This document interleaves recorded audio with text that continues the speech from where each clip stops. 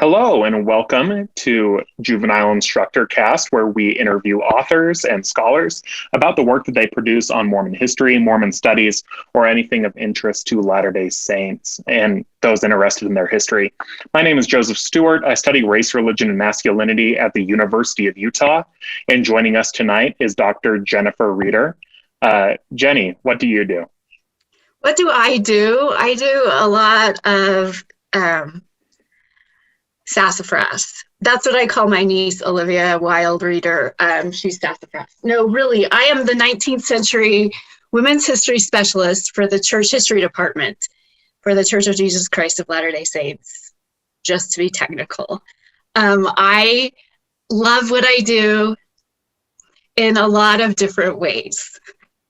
Right now I'm working on a project with Eliza R. Snow discourses. I found a new one today. We have over 1,250, and we're putting them up on the Church Historians Press website as a digital project. And we are also going to do a print volume of select discourses. Marvelous. Thank you for sharing that with us. We're talking with you today because you recently published a new biography of Emma Hale Smith called First, The Life and Faith of Emma Smith. I was just wondering, how did you come to write a biography of Emma Hale Smith for Deseret Book? Did you approach them or did they approach you? They actually approached me and asked me to write this book. We had talked earlier about writing or collecting doing a documentary edition of Eliza R. Snow as part of our department. And there aren't a lot of her personal documents. So they decided not to, and which is all the better for me, because Deseret Book really felt strongly about publishing this and making Emma known. So that's why I did it. I have to admit, there was one point where in writing and I had submitted my first draft, and my editor, project manager, I guess is a better word for it, said, well, can't you just use more of Emma's own words? And I'm like, no, they don't exist, and I'm not going to make them up. And she was like, well, I mean, like, what about her journal? And I'm like, no, she doesn't have a journal. And she's like, well, we just want more. And also, can you like fluff over these parts? And at that point, I was ready to run and take my manuscript to, I don't know, BCC, RSC, Cedar Fort, Shadow Mountain. I don't know. Yeah. Any number of Latter-day Saint presses would have been thrilled to have this, though. Yeah, but I really realized that I worked with them and figured out how to make it happen. And I mined every single word of hers that I could into this book. So I went through all of her correspondence with Joseph. I went through all of her correspondence with her oldest son, Joseph III, at the Community of Christ Archive in Independence, Missouri, and even the letters to her second husband, Louis Bideman. So I did everything I could to get as many of her words into this book as I could. Well, thank you for doing that. This is something that I found teaching in religion classes at BYU, but also in classes at the University of Utah. Latter-day Saints and non-Latter-day Saints always want to know more about Emma Smith. And something that students often ask me is about her growing up. You write in the first chapter that Emma Hale was no stranger to wilderness and that she had a supportive, eventually successful family. How did her family upbringing shape her life until the time she met Joseph Smith? Well, her dad and her uncle, Nathaniel Lewis, who was her mother's brother, came to Harmony, Pennsylvania from the New England area, Vermont, New York, whatever that was. And it was really like a wilderness. It had been Indian land, Native American land, and they were among the first settlers there in what was then known as Harmony. And they really worked to establish a community and homes and businesses.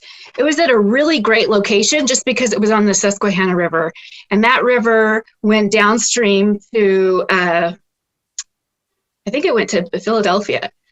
So it was great for shipping things. And it started up in New York. Actually, no, it ends in Maryland, but it could easily transport stuff downstream.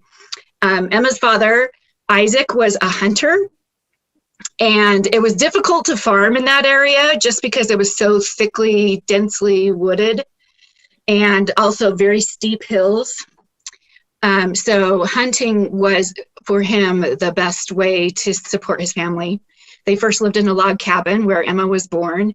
And then when they had made enough money, they built a wood frame house. Lucy Mack Smith calls it a mansion, but that was pretty much the word they used for any house that's bigger than a log cabin at that time. But they became a very refined family. If we want to draw on Richard Bushman's Refinement of America, that's exactly what they did. The Hale family was the epitome of that.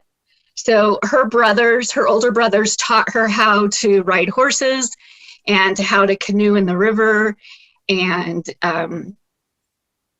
she loved being outdoors, but she also loved to entertain people. Some people believe... Go ahead. I was just going to say, it sounds like in a lot of ways, she was a modern woman for the 1830s. Not only did she live on the frontier and love to be outdoors and learn from her brothers and her father, but she also loved to act as women were expected to act in the time, as a hostess, as someone who was an expert in domestic skills.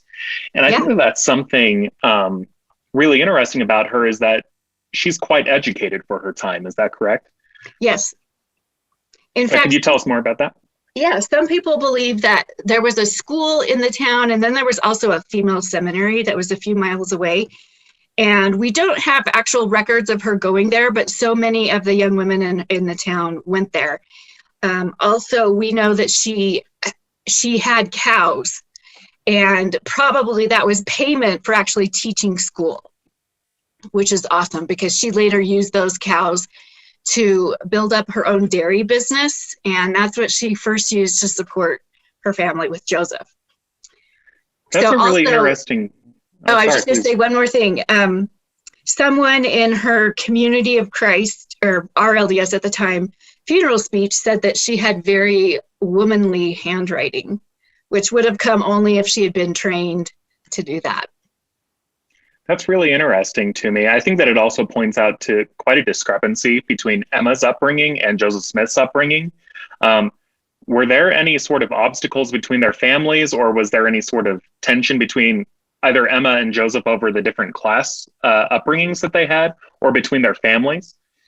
You know, we have no evidence of that other than the fact that Isaac looked down on Joseph. It's interesting, though. Some of her sisters married very poor, uneducated men.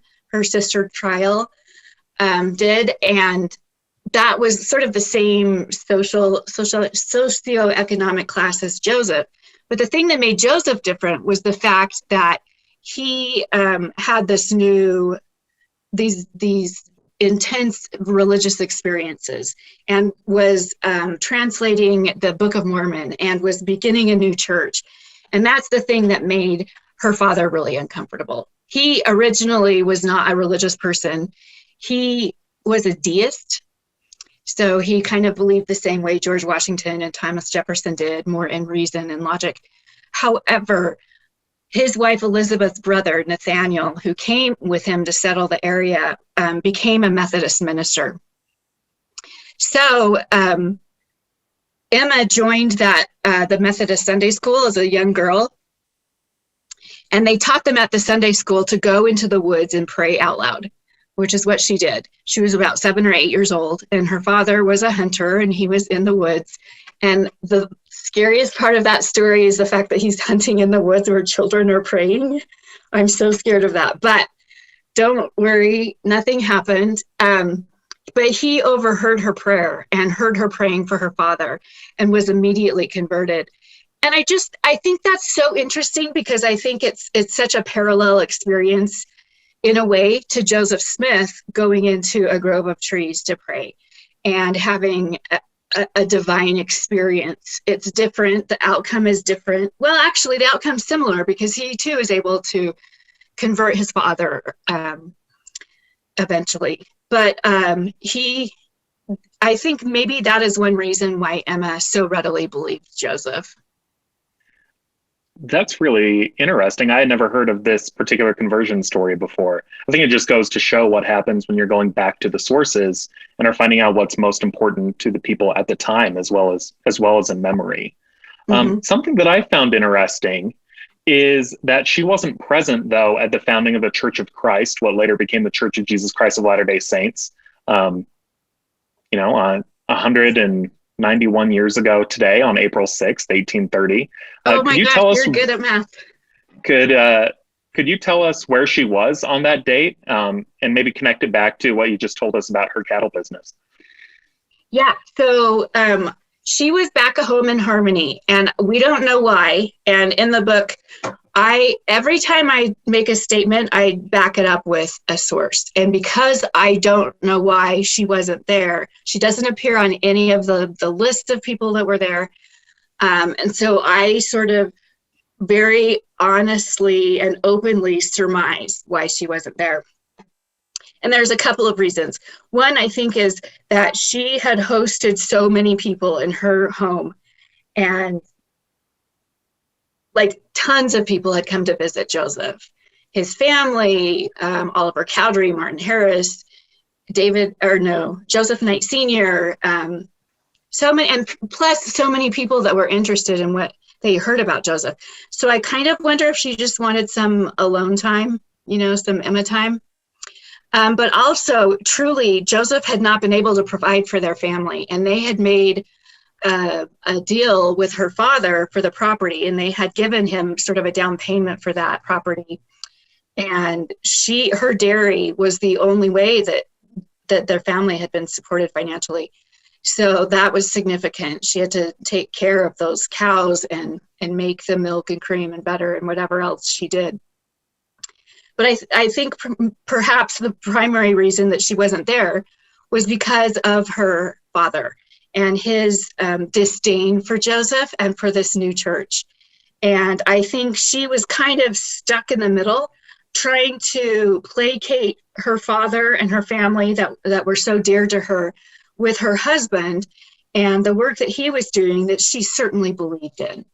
So I think it was a tricky situation, but I do know that Joseph came home and most likely told her all about it. And she was delighted to hear all the details about the spiritual manifestations and the baptisms and all of that.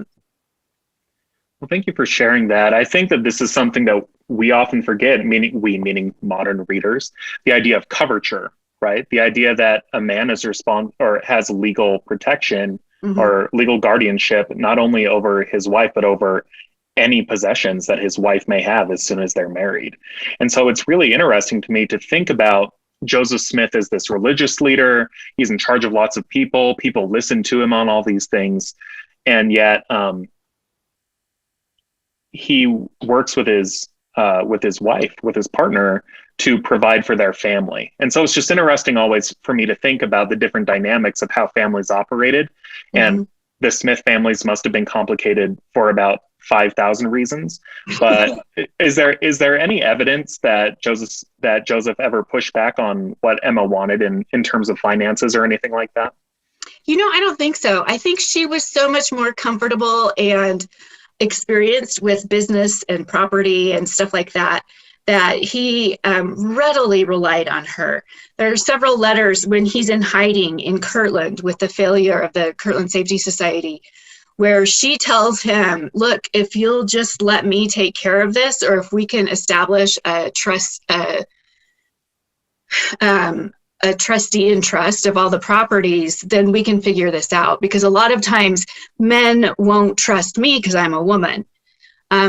So I think she was readily aware of that. And I think Joseph was readily aware of that.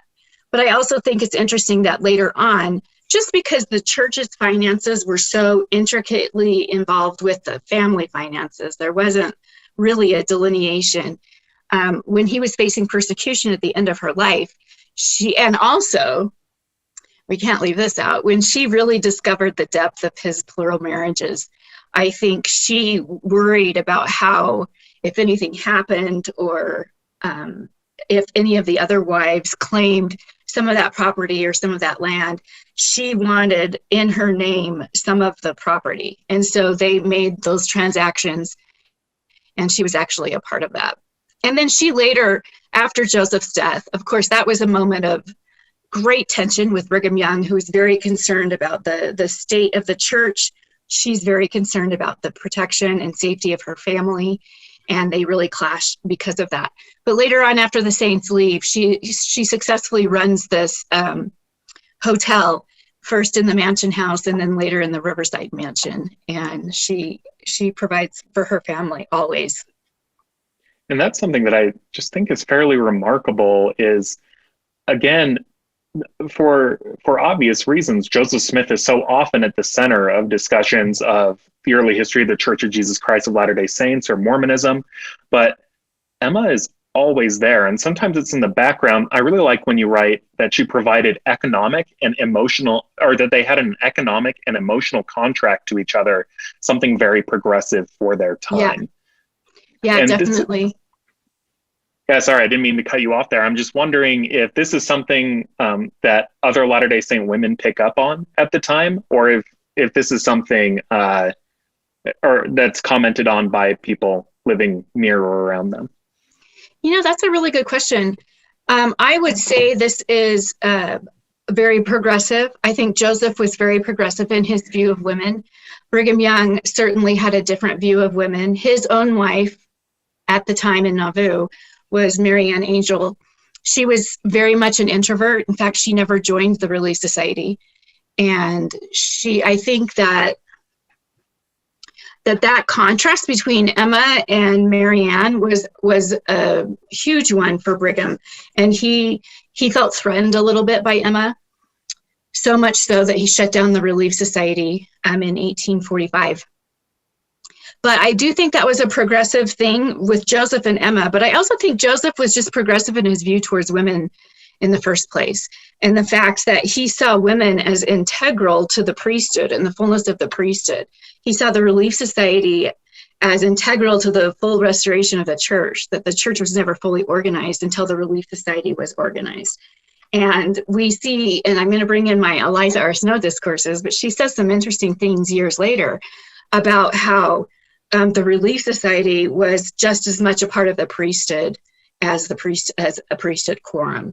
But Joseph saw that. He saw the importance of the house of Israel and the Abrahamic covenant, and that it required both the man and the husband and the wife to make it all work. I think that's very interesting, and we would refer folks to Christine Wright and Jonathan Stapley's work on the sealing ordinance for more on that. Happy to include that. But one of the things that Emma is best known for in Latter-day Saint history is that she receives a revelation through her husband. What's now canonized in the LDS Church is Doctrine and Covenants, section 25, that asked her to create a hymn book, but it also said a lot of other things. I'm curious, how do you think section 25 asked her to augment her talents or to stretch her abilities? Oh, I think it did in a lot of ways. You first mentioned the hymn book. She was naturally, had a beautiful voice. She was known for her soprano voice, and she loved to sing, and the Methodists were singers. I think that changes a little bit when she is assigned the task of selecting hymns for a hymn book. That is not something that is done by women at this time. And so not only is the Lord asking Joseph to be progressive, but he's asking Emma to be progressive. And so she starts with her collection of hymns. And I don't think we give her enough credit. I think the hymns are really a significant part or demonstration or manifestation of this new Mormon doctrine or Mormon theology. The fact that she chooses certain hymns is significant. Certain hymns over other hymns is very significant. I love that she chose from a variety of faith traditions, and I think that's important for a lot of reasons. One is that she recognized that all members of all of these Latter-day Saints came from different faith traditions. And so I think that was one way that she was able to unify them. And also she realized the truth in these hymns. So I think that that's significant. She chose hymns from Baptist hymnals and Methodist, of course, and Congregationalist and other hymns that she found. And then, of course, she included some Latter-day Saint hymns. But it's really interesting to look at that 1835 hymn book. It's actually 1836. And the themes in that hymn book revolved around Zion and building Zion. And that was what they were aiming to do in Missouri.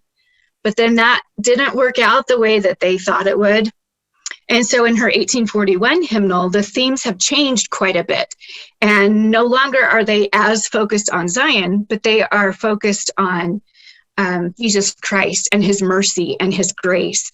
And it's really interesting to see that shift. But it's also interesting to see how she is able to shape or influence not only the worship, but also the doctrine and the understanding of the doctrine. So that's significant. I know one verse that we always talk about from section 25 is that she was assigned or given the charge to expound scripture and exhort the church. So expound definitely is more of a preaching or teaching, where exhort is more of encouraging. Now at the time, good Methodist women did not preach. Of course, we do have a rich history of women preaching in the United States, starting with Anne Hutchinson in the Massachusetts Bay Colony. But we know what happened to her. She was cast out of the colony, as well as some of the other women. And so I think that probably made her a little bit nervous. Oftentimes, though, we equate that exhorting and expounding with the Relief Society, which wasn't organized until 12 years later. But I think it's really important to consider that she was, in fact, expounding scripture and exhorting the church through her hymns. So I think that's significant. I think it's very significant. Oh, yeah, I would love to hear what else you think is significant too. I think that this particular revelation also gives us some indication of not only her relationship with God, but also who God is. So as we have seen in other revelations earlier than this one, he calls her by name, and she is named his daughter, and she is promised an inheritance with him. At the end of the section, she is promised a crown of righteousness, which I think is significant. But we learn about that sort of relationship and how he views her and who he is and who she is to him. But then talking about those hymns, we learn a little bit about the Lord, that he in fact has a soul that delights in the song of the righteous, and that he wants to bless those who sing or worship him through these hymns or through this music by with blessings upon their heads. And I love that, because I think we see that as a congregation. We certainly see that with the Kirtland Temple dedication, with the incredible spiritual manifestations and the performance and singing of the Spirit of God like a fire is burning, which we still sing at temple dedications today and at significant events today, but also an individual ability to worship. I think it's significant. I love it. Yeah, I think that it also points to some really interesting things that Laurel Thatcher Ulrich, Colleen McDaniel, and others have said, which is that too many historians make the mistake of saying that because women don't necessarily hold a priesthood office, that doesn't mean that they don't have power and aren't shaping Mormonism with not only in their wards, but on a regional, national, or global level. And yeah. I think that one of the things that stuck out to me most, just in thinking in terms of authority, was that you used the phrase presidentus to describe Emma Smith and her administration over the Nauvoo Relief Society. How did you choose on presidentis rather than president? What distinction or special meaning do you see in that? If any, I guess. Okay, I'm going to answer that first, and then I'm going to refer back to what Colleen McDaniel and Laurel Thatcher Ulrich said. I think that was sort of the female term of president. And I think in the 19th century, we have this sort of, as we would in other languages today, where we make something masculine or feminine, and that is her feminine role as president. It's also connected to this title that she's given as the elect lady. And according to Joseph and others, this refers back to the elect lady spoken of by John in the New Testament, and also signifies that where the church was organized with the priesthood, there was always a relief society, or always a group of select women or elect women who were selected or chosen. You made an interesting point about how the women, Colleen and Laurel talk about how just because the women didn't have the priesthood. And I think that's kind of a misnomer. I think that was Joseph's intent, was to allow the women to become a part of the priesthood and to give them that power. And I think we see that with the temple. We see the fact that he is sealed to many women who don't have fathers or husbands, or husbands that are not members of the church or that are not strong priesthood holders, to enable, I think, and this is my interpretation, but to enable them to tap into or become a part of that house of Israel, that Abrahamic covenant, and that priesthood power that they have as women. We know that Emma she was the first woman to receive the temple endowment or initiatory in September of 1843. And then she passed that along to other women. So just as Joseph was the high priest, she was kind of the high priestess. Well, I think that this is something that several historians have pointed out. This comes from the primary sources, as scant as they are. This understanding of a broadened conception of priesthood with two different definitions, like one being ecclesiastical authority with offices that Latter-day Saints may recognize today, but also an idea, and this is something that our friend Kathleen Flake has written about, a sort of priestly logic of plural marriage or of temple rights, in which someone becomes a member of like a religious order, like someone would become an Ursuline nun or a Franciscan. You become part of an order of priesthood. And with that, I think we might as well go to section 132, which is its reception and delivery to Emma Smith is a major turning point, not only in the Church of Jesus Christ of Latter-day Saints or Mormonism, but very importantly in Emma Smith's life. How does that revelation affect Joseph and Emma's relationship? And along with that, how did she react to the revelation when she first heard it? This is a juicy story, right? So she, at one point in May, or around that time of 1843, she accepted the idea of plural marriage. And I even hate to use that word because we don't even know really what word Joseph used. We Thank don't know. You. It drives me crazy. I know, never right? calls it marriage that we know of. No, I mean, I believe, and Robin Jensen is our expert here, and probably David Gruett and Jordan Watkins. We believe that he, at least at one point, used the term spiritual wifery, which is where John C. Bennett got that term. But because there were no sources that were kept and everything was written in sort of a code in William Clayton's journal or in other places with the Anointed Quorum. But it was a hard, tense time. And I think this is the way I interpret it. I think that Emma was okay with sort of this expansion of the Smith family. She took in so many orphans and young women and single women and was friends with so many of them that she Joseph doesn't even use the word adopt, but that's kind of the way I see it, as adopting these people into his larger kin network, as Richard Bushman says, or his family. But I think Emma was influenced by the gossip that was going around with John C. Bennett and the turn to the sexual relationships. And I think that freaked her out, as it would have me. Or anyone else, right? Maybe most people. Yeah. Try not to use specific names there, but most Nope. people I think would be pretty freaked out by that idea. I Right. think also, though, too, if you don't mind if I go to this quote, where you say, Yeah. suddenly for Emma, the idea of celestial sociality within sealed networks of friends and family turned to include the possibility of sexual activity, sharply dividing her from her husband rather than expanding their family network.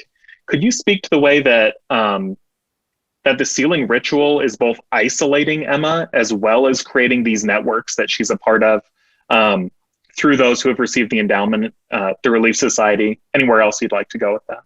Yeah. So first of all, that's a huge question. Yeah, um, sorry. We can no, break no, it no, down it's too if you okay. I'm prefer. just gonna kind of wander through it. So if there's something that you want me to rein back on, just let me know. Um, so I think it really did come down to sex. And I think that freaked her out. And I think that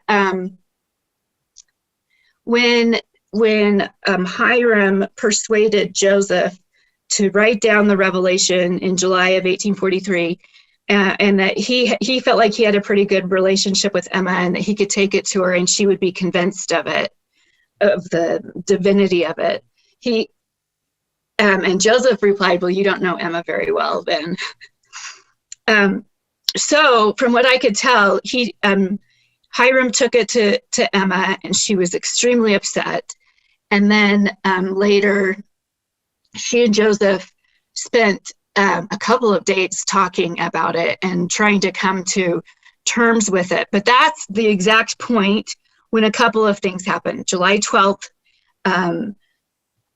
Eliza Arsenault, for example, had been the secretary of the Relief Society until the last meeting that she recorded was just before then, and she's gone. She suddenly has this great need to leave Nauvoo, and she also writes. She goes and moves in with her sister, but she also writes a poem about a woman who comes very distraught and angry. And we can interpret that, or Jill Mulvey-Durr and Karen Lynn Davidson have interpreted that as Emma coming and being very angry with this woman that had lived in her home and had been her dear friend.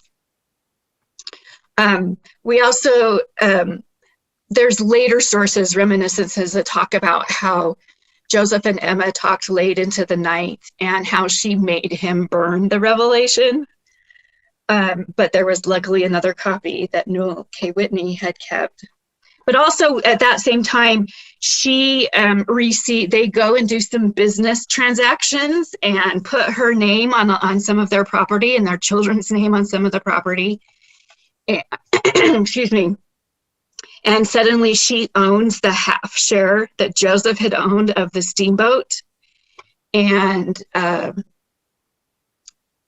William Clayton talks about how she threatens divorce. So they spend a lot of time riding their horses out into the country, I think, talking. And I love that. I love that she is an excellent horsewoman, as she's been taught by her brothers. And then that was something that she and Joseph often enjoyed and gave them a chance for some privacy in a very bustling household, and to talk about what was going on.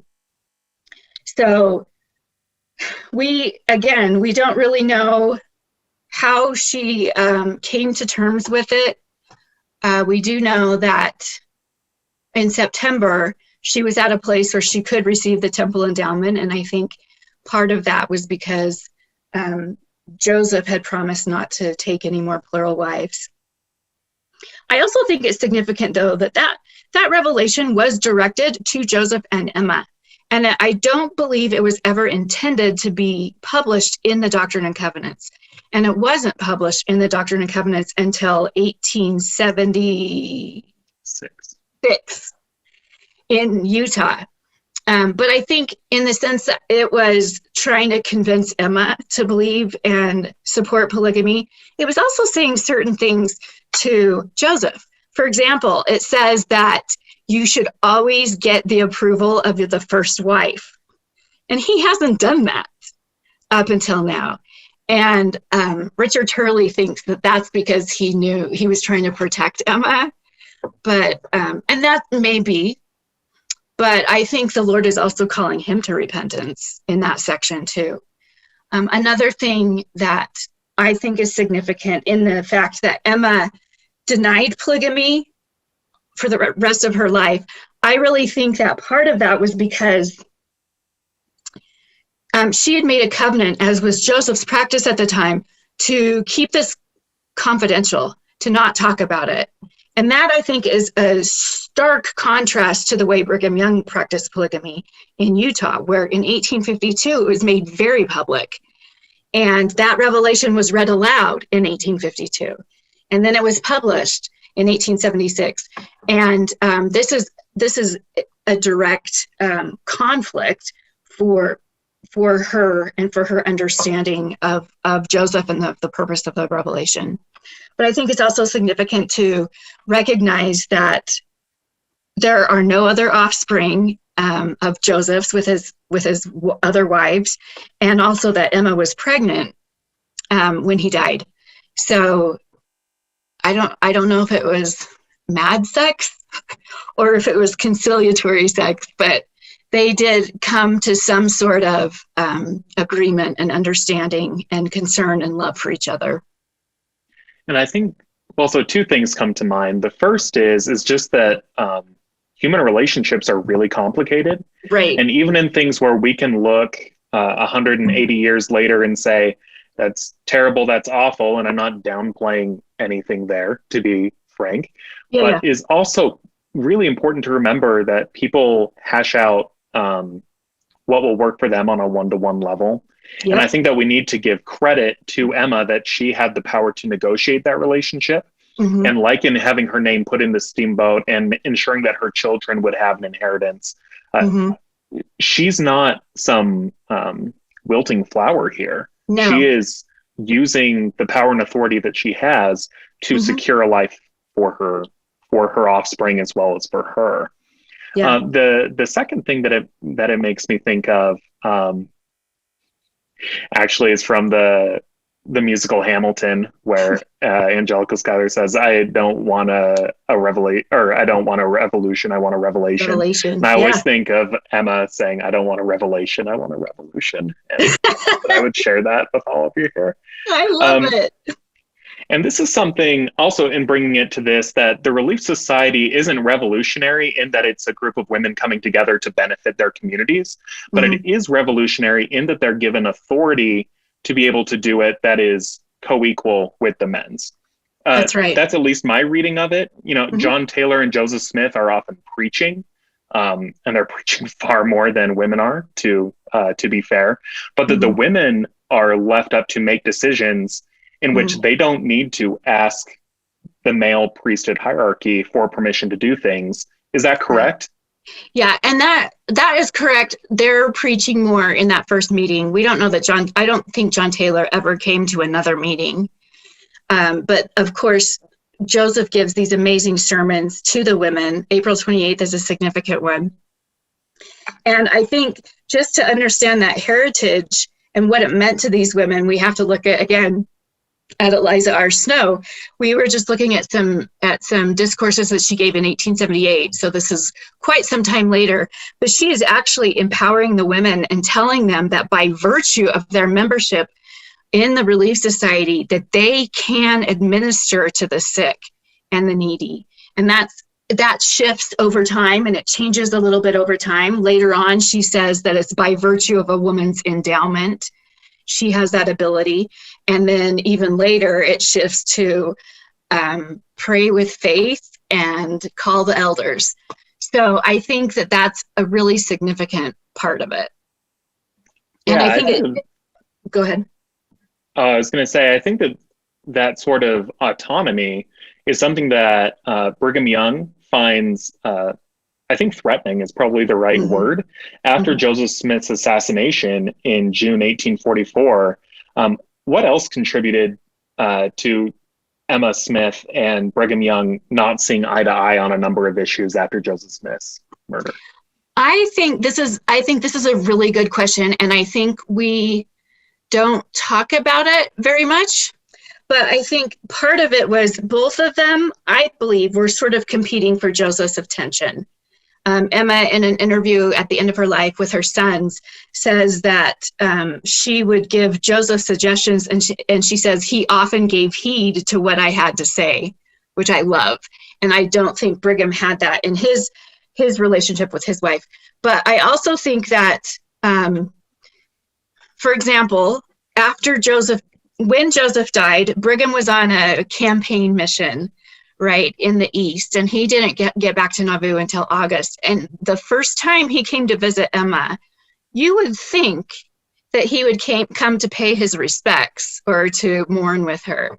But he came because he was mustering the Nauvoo Legion, and he saw himself as the president of the Quorum of the 12, as the next lieutenant general, whatever the title was. And he came to Emma and said, "Hey, I'm mustering the Nauvoo Legion. I need Joseph's uniform and I need his horse." And Emma was like, "No way. Are you getting his uniform? And I guess they'll let you ride his horse." But her son, Joseph III, talks about how Brigham took his horse and did his Nauvoo Legion thing. And then his clerk took the horse and just ran it into the ground. And that horse was never the same. And it was devastating for Joseph III. Their whole family loved that horse. So I think that was part of that. The fact that even before Brigham was back in Nauvoo, Emma was working quickly to find someone to manage the trust, and she didn't wait for Brigham Young to do that. They argued over who would get Joseph's records. Emma wanted them because they were her husband's. Brigham wanted them because they were the church's. Brigham later in Utah did not say very nice things about Emma, particularly in 1862 when he called her a devil, an angel and a devil. And he also blamed her for the death of Joseph and Hiram, saying that she cost the best blood of the Restoration.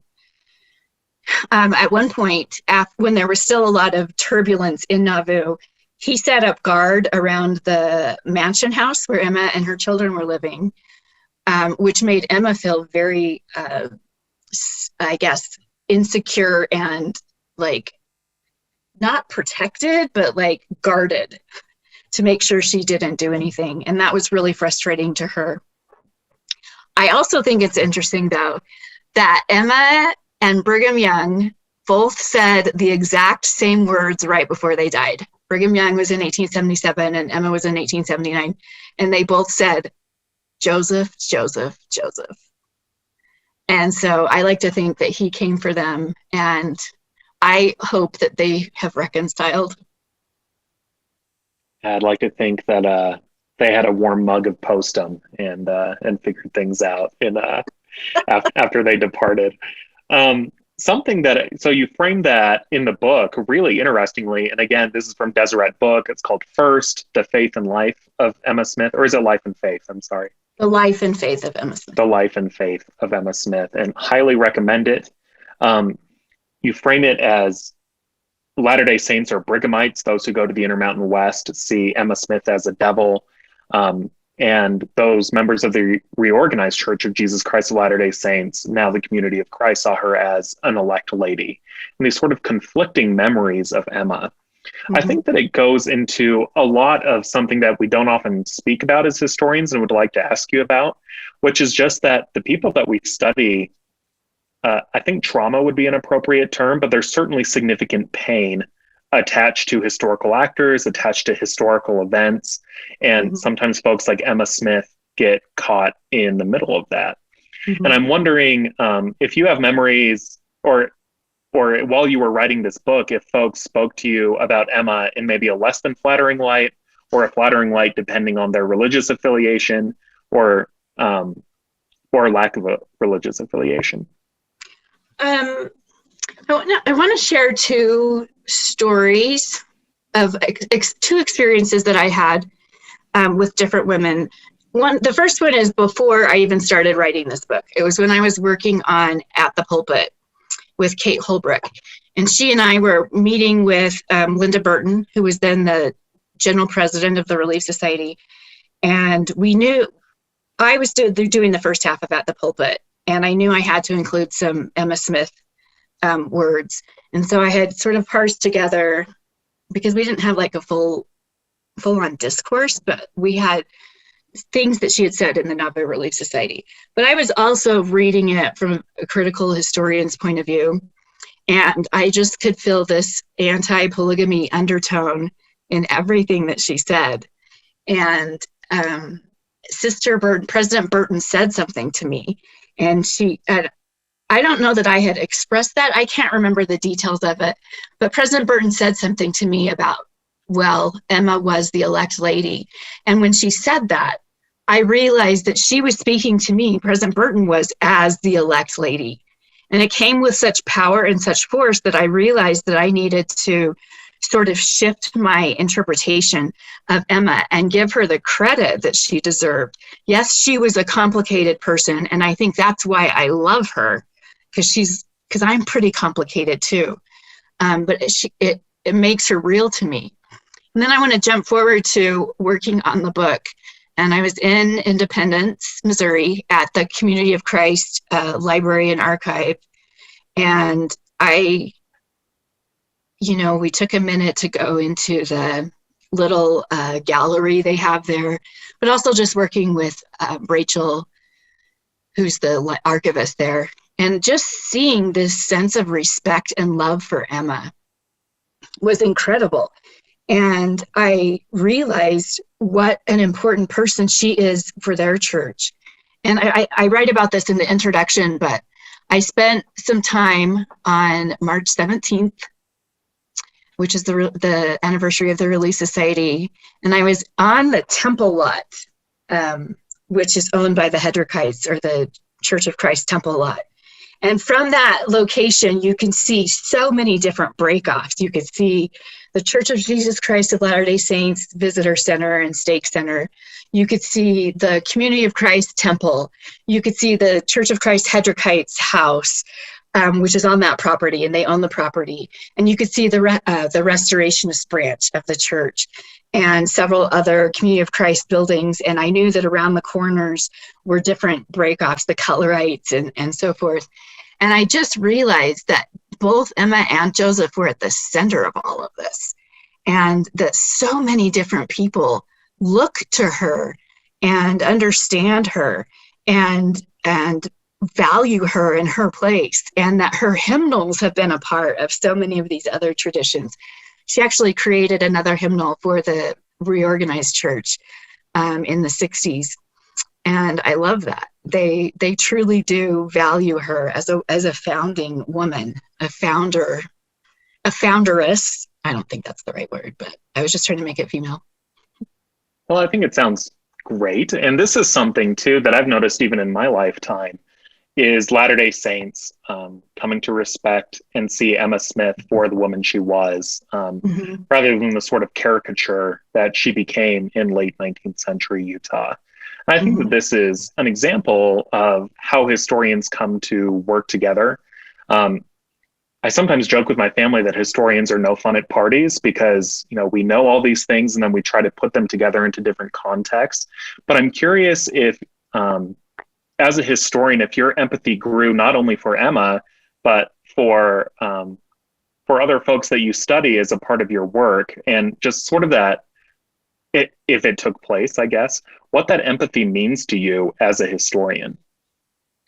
Yeah, absolutely. I think that empathy is huge. And I think it's just having a more clear understanding of the challenges and of the celebrations, of the good and the bad, and how that all comes together.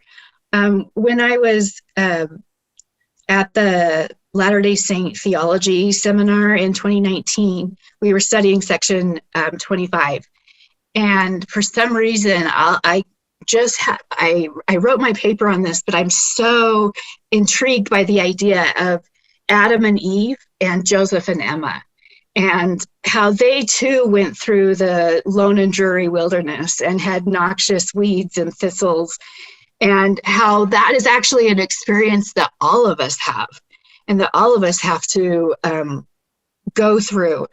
And I feel like I've had those experiences in my life, whether that be with my health or in family relationships or other relationships, but it just helps me come to understand that sense of loss and that sense of conviction and the sense of hope. And I see that in Emma, and I see that in Eliza R. Snow, and I see that in so many other members of the church, early members of the church. And I see that even today with others. And I realize that we're all doing the best that we can with what we have.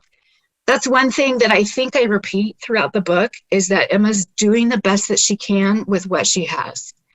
And I think that's something that we need to take more seriously in our relationships with other people. Thank you for sharing that. So to close, first we'll absolutely make a pitch to please purchase the book from Deseret Book. Amazon, we hear, isn't coming for there it is, beautiful with the gold foil, Yes. for at least another month or so. So please patronize your local bookshops. At Juvenile Instructor, we really like Benchmark Books as well as King's English. Support your local bookstores. I heard they're selling them at Day's Market in Provo. Perfect. And they also have chocolate-covered cinnamon bears there. So the real winner is you for getting both of them in the same location rather than having to go to both. You're like, I deserve this. I deserve an afternoon to read this book and have chocolate-covered cinnamon bears. But to close up, after folks read first, what are 2 or 3 other resources that you would recommend for people to read to learn more about Emma Hale Smith? That's a really good question. When I was writing this and doing research on it, I ordered every book that I could find that had been written about Emma. And these are books that were written without the access to sources that I had with the Joseph Smith papers. Thank you, all of you Joseph Smith papers people, especially during COVID, because I could access your website. Bless you. I would recommend reading the Eliza R. Snow discourses on the Church Historians Press website, because I don't think we understand the role that Emma played, not only with the Relief Society, but also with the temple and with the hymns. I would recommend reading Laurel Thatcher Ulrich's A House Full of Females. She has some interesting, more contextual insight.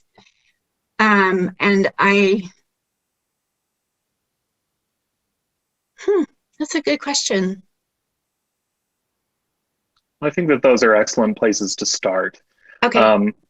Thank you so much, Dr. Reeder, for meeting with us. Please follow Juvenile Instructor on Facebook, at Mormon History JI on Twitter, and support your local historian, support independent bookshops, wear your mask, take your vitamin pills, and we'll hopefully see you all soon.